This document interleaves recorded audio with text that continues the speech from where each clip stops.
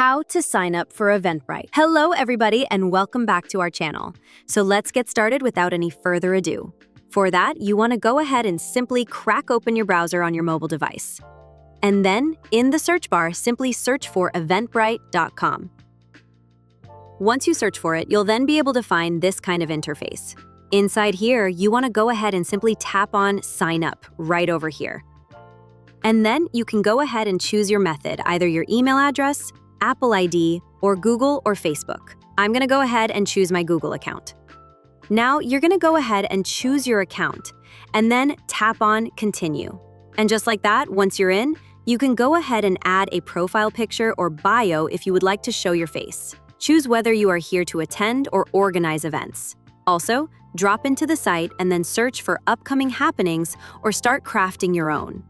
So that is how you can do it, guys. Thank you all for watching the video till the very end, and stay tuned until our next upload.